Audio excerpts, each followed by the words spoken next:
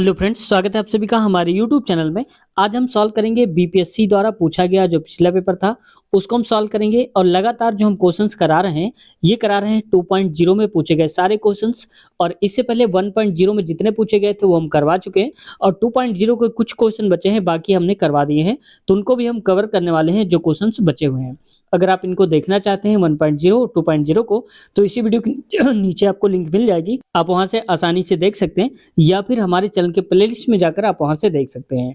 तो फ्रेंड्स, शुरुआत करते हैं आज की इस वीडियो की। और आपकी सब क्वेरी रहती थी कि सर आप सारे क्वेश्चन करवाया करिए एक से लेकर के लास्ट तक, तो आपकी ही क्वेरी पर मैं करवा चुका हूं सारे पिछले क्वेश्चंस। लेकिन स्टार्टिंग के हिंदी वाले ये क्वेश्चंस कुछ हमने छोड़ दिए थे, इंग्लिश वाले, और देखो ये हिंदी वाले, इनको हमने नहीं करवाया था। तो मैं सोचता हूं कि पूरा कंप्लीट कर दूं, तो ये जो बचे हुए क्वेश्चन है आज हम इसको लेंगे और ये पूरी तरह से पेपर खत्म हो जाएगा, फिर अगला क्वेश्चन पेपर उठाएंगे। तो वीडियो में अंत तक बने रहिए, बहुत कुछ सीखने को मिलने वाला है आपको। और ये मत सोचा करिए कि आपका इंग्लिश का नहीं है तो हम क्यों दें, ये जनरल होता है, समान पार्ट होता है, ये सभी को करना होता है, कॉमन होता है। आपने कोई भी सब्जेक्ट लिया हो वो सबके लिए कॉमन ही होता है, जनरल पार्ट जो होता है। तो इसलिए ये सारे क्वेश्चंस आपके लिए इंपॉर्टेंट है, चाहे आप पीआरटी हो या टीएसटी के लिए 6 to 8 हो, तो ये सबके लिए इंपॉर्टेंट हो जाता है ये जनरल पार्ट। शुरुआत करते हैं आज की इस वीडियो की। लेकिन इससे पहले अगर चैनल पर नए हैं तो आपसे रिक्वेस्ट है चैनल को सब्सक्राइब कर लें और बेल आइकन दबाकर हमारे चैनल से जुड़ जाएं और यूट्यूब फैमिली का हिस्सा बन जाएं। देखो इसमें क्वेश्चन दिया है पहला ही, क्योंकि 7-8 क्वेश्चन इंग्लिश के, बाकी आगे हिंदी के मिलेंगे। तो कह रहा है कि I have so many dash good friends. तो यहाँ पर कोई भी आर्टिकल नहीं आएगा, तो कोई आर्टिकल नहीं आएगा तो सेंटेंस हमारा बिल्कुल सही लिखा हुआ है। I have so many good friends, तो यहाँ पर कुछ नहीं आएगा। तो ऑप्शन नंबर क्या हो जाएगा? ऑप्शन नंबर हो जाएगा इसका ई, नन ऑफ द एबव। अगला क्वेश्चन देखो, सेकंड वाला है, और सेकंड पे कहा जा रहा है क्वेश्चन में, I want to build dash very big house. तो I want to build, build मैं बनाना चाहता हूँ क्या, अ वेरी बिग हाउस, एक बड़ा सा घर। तो आर्टिकल क्या आएगा वहां पर? ए आएगा। याद रखने की आर्टिकल के भी क्वेश्चन आते हैं। देखो 1 और 2 नंबर क्वेश्चन आर्टिकल से ही थे। अगला देखो तीसरा नंबर का क्वेश्चन है, इसमें क्या कह रहा है? इसमें है कि which of the following is not, not को ध्यान देना है, अ पार्ट ऑफ गार्डन, यानी कि गार्डन का एक हिस्सा कौन सा नहीं है। तो देखो गार्डन में फ्लावर्स भी होते हैं और घास भी होती है, लेकिन वहां पर वार्डरोब का कोई काम नहीं होता है। तो वार्डरोब का कोई संबंध नहीं है इस बगीचे से। तो ऑप्शन हमारा क्या हो जाएगा? सी वाला। क्यों? क्योंकि कह रहा है कि कौन सा एक हिस्सा नहीं है, तो हिस्सा कौन नहीं है? वार्डरोब। तो ये ऑप्शन सी सही हो जाएगा। अगला क्वेश्चन देखो फोर्थ नंबर, इसमें कह रहा है फोर्थ नंबर क्वेश्चन पे कि which of the following is a part of railway station. अब देखो कॉमन से क्वेश्चन दिए हैं, बहुत से लोग इंग्लिश समझ के छोड़ देते हैं कि इंग्लिश हार्ड है, नहीं आ रही है, लेकिन क्वेश्चन पढ़ो तो पहले, तो देखो कैसा आ रहा है, कितना आसान है। Part of railway station, railway station का कौन सा हिस्सा नहीं है? ठीक है, तो देखो प्लेटफॉर्म होता है रेलवे स्टेशन में, ओवर ब्रिज भी होता है वहां पर, माफ कीजिएगा, कह रहा है कि कौन सा पार्ट है रेलवे स्टेशन का। तो प्लेटफॉर्म भी होता है, ओवर ब्रिज भी होता है, और अराइवल डिपार्चर भी होता है, यानी कि प्रवेश द्वार और निकास द्वार दोनों होता है। तो ये दोनों ही हो जाएंगे। तो तीनों सही है। जब एक से ज्यादा सही होता है कोई ऑप्शन, तो हम कहते हैं ऑप्शन नंबर सही होगा D, more than one of the above. अगला देखो पांचवा question, the sixth letter in the alphabet after J will be.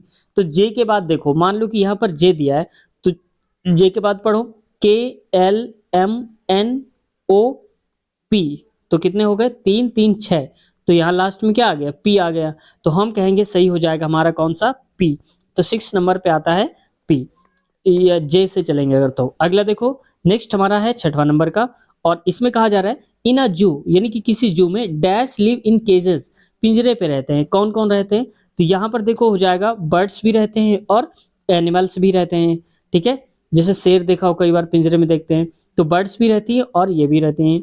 तो क्या हो जाएगा? ऑप्शन नंबर ए और बी दोनों सही हैं। जब एक से ज्यादा सही होता है तो हमने भी बताया था, ऑप्शन डी को हम टिक करते हैं, मोर than one of the above. अगला क्वेश्चन देखो, नेक्स्ट है हमारा सातवां नंबर, और ये क्वेश्चन कई बार हमें कंफ्यूज करके चला जाता है। कह रहा है कि डॉटर्स डॉटर, यानी कि बेटी की जो बेटी है वो हमारी कौन लगेगी? तो ये लगेगी फ्रेंड्स यहाँ पर, इसमें सिबलिंग भी नहीं लगेगी, नीस भी नहीं लगेगी और कजन भी नहीं लगेगी। तो कोई सही नहीं है, तो हम कहेंगे ऑप्शन नंबर हमारा ई सही हो जाएगा, नन ऑफ द एबव।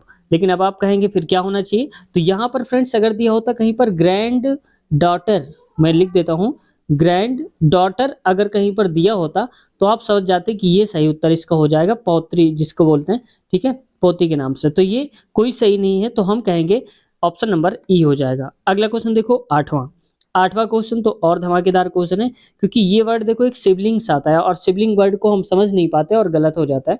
तो मैं बता देता हूँ आपको, सिबलिंग का मतलब होता है एक ही पेरेंट्स की जो संतानें होती हैं उनको सिबलिंग बोलते हैं। ठीक है, तो देखो कजिन्स तो हो नहीं सकता, ब्रदर्स एंड सिस्टर्स होता है, यानी कि भाई और बहन होता है। तो डायरेक्ट आप समझ लो कि सिबलिंग का मतलब होता है भाई बहन। ठीक है, तो ऑप्शन नंबर बी सही उत्तर इसका हो जाएगा। अगला क्वेश्चन देखो 9th नंबर क्वेश्चन। अब इसमें हिंदी के क्वेश्चन यहाँ शुरू हो जाते हैं। तो अगला कहा जा रहा है समुज्ज्वल शब्द में किस उपसर्ग का प्रयोग किया गया है। उपसर्ग का मतलब होता है किसी भी शब्द, मान लो कोई शब्द लिखा होगा, उसके पहले जो शब्द लगता है उसको हम बोलते हैं उपसर्ग। ठीक है, प्रत्यय शब्द के बाद में लगता है तो हमें उपसर्ग बताना है।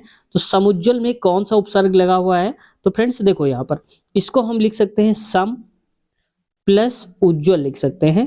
तो ऐसे करके लिखा रहा होगा तो ये हो जाएगा सम उज्ज्वल। तो ये क्या लगा हुआ है, सम लगा हुआ है, तो इसलिए सम प्लस उज्ज्वल सम उज्ज्वल कहलाता है। तो सही उत्तर आप बताओ कौन सा हो जाएगा। ऑप्शन नंबर इसका हो जाएगा सी सम। अगला देखो 10th नंबर का क्वेश्चन है। इसमें क्या है 10th में निम्नलिखित में से कौन सा शब्द आ उपसर्ग प्रयुक्त है। अब देखो किसमें आ जुड़ा हुआ है, कौन से शब्द में आ जोड़ा गया है। तो इसका देखो सही उत्तर जो हो जाएगा फ्रेंड्स, ये हो जाएगा अथाह।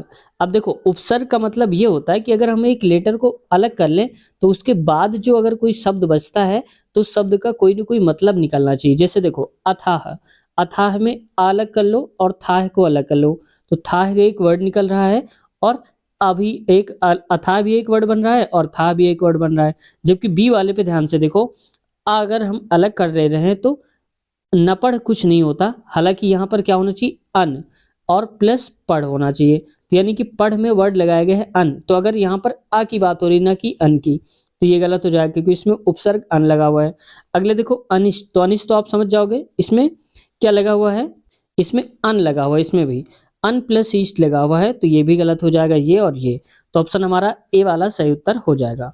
अगला क्वेश्चन देखो आज का 11वां नंबर का क्वेश्चन है और इस पे कहा जा रहा है 11वां नंबर क्वेश्चन पे कि निम्नलिखित में से कौन सा शब्द अप्रत्यय उपयुक्त है। यानी कि अब की बार क्या है कि यहाँ पर प्रत्यय की बात करी जा रही है।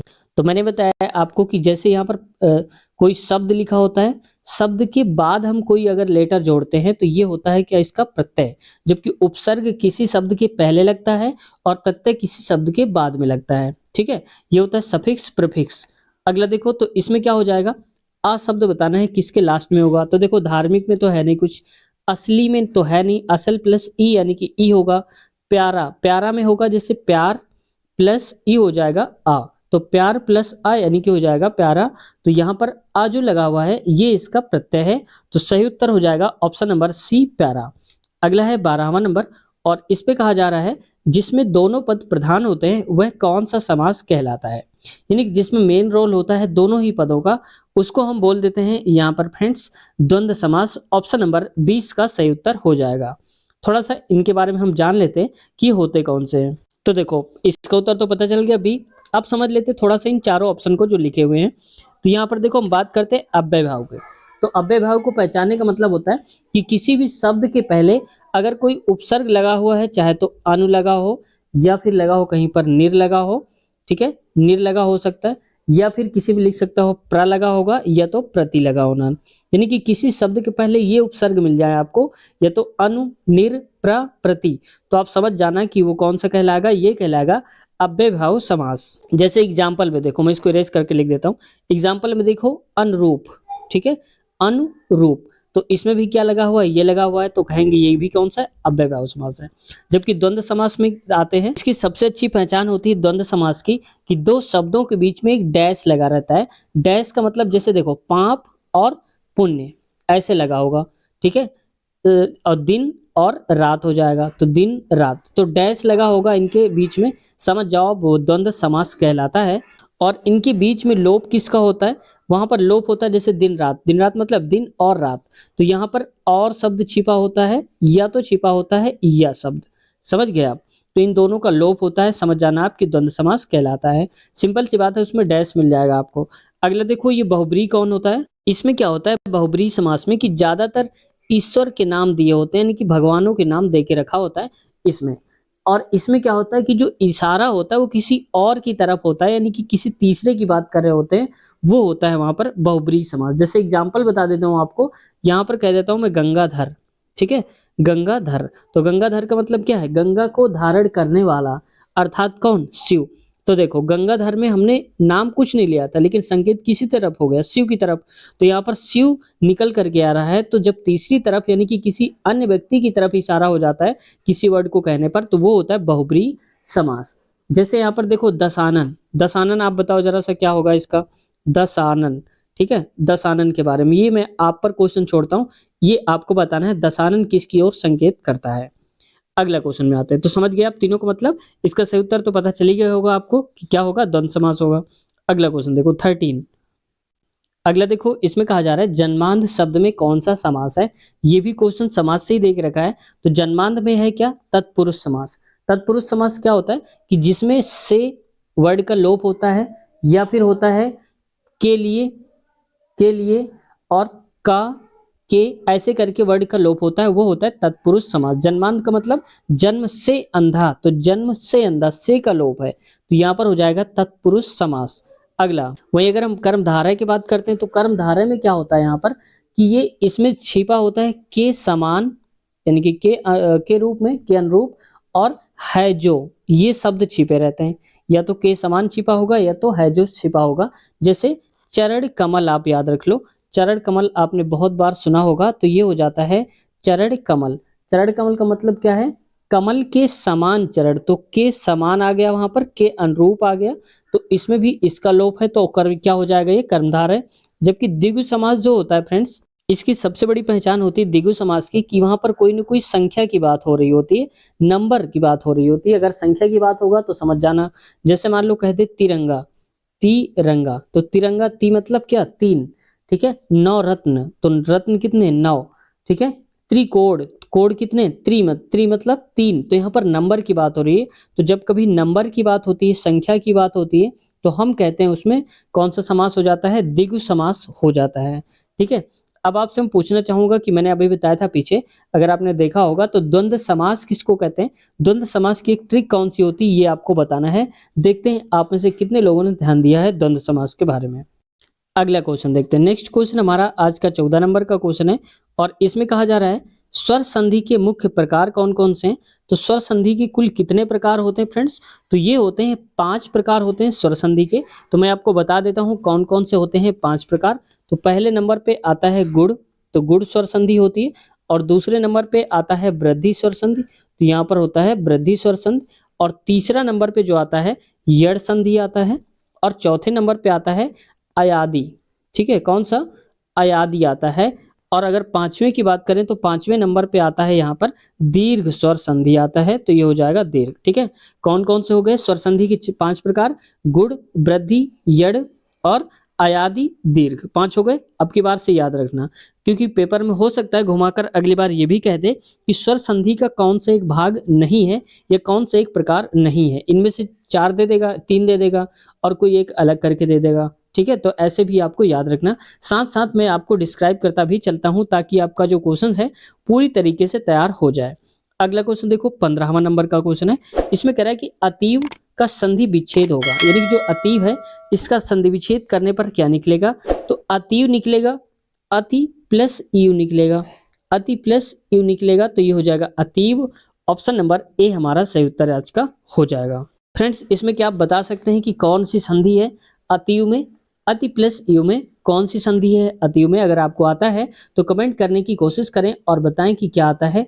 देखते हैं आपको सच में कितना तैयार है यहाँ पर हिंदी।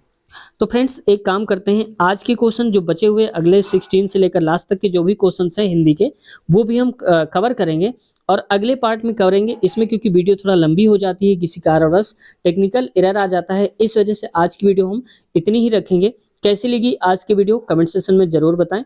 और हाँ, इसके आगे के पार्ट्स या पीछे वाले पार्ट्स आपने नहीं देखे हैं, पीछे वाले पार्ट्स आगे तो क्या ही देखेंगे, तो पीछे वाले पार्ट्स अगर आपने नहीं देखे हैं तो लिंक इसी वीडियो के नीचे आपको डिस्क्रिप्शन में मिल जाएगी, आप वहां से चेक कर लेना और एक बार देख लेना। क्योंकि जीएस, जीके, साइंस जितने भी क्वेश्चंस हो सकते थे, हिस्ट्री, जियोग्राफी, हमने सारे करवा दिए हैं, चाहे वो 1.0 के हों या 2.0 के हों।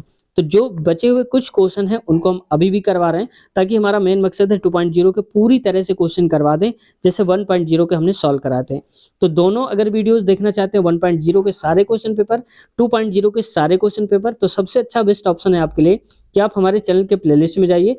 और प्लेलिस्ट हमने अलग अलग बना ली है, तो जैसे ही प्लेलिस्ट ओपन करेंगे तो वहाँ पर आपको मिल जाएगा बिहार शिक्षक पिछले वर्ष का पेपर। उसमें क्लिक करेंगे तो आपको सामने सारी वीडियोज जो होंगी वो पिछले साल के पेपर खुल करके आ जाएंगे, जितने बिहार शिक्षक में अब तक हुए हैं 1.0, 2.0 और आगे भी 3.0, 4.0 जितने भी क्वेश्चन पेपर होंगे, इस चैनल पे आपको सारे प्रीवियस ईयर क्वेश्चन मिल जाएंगे।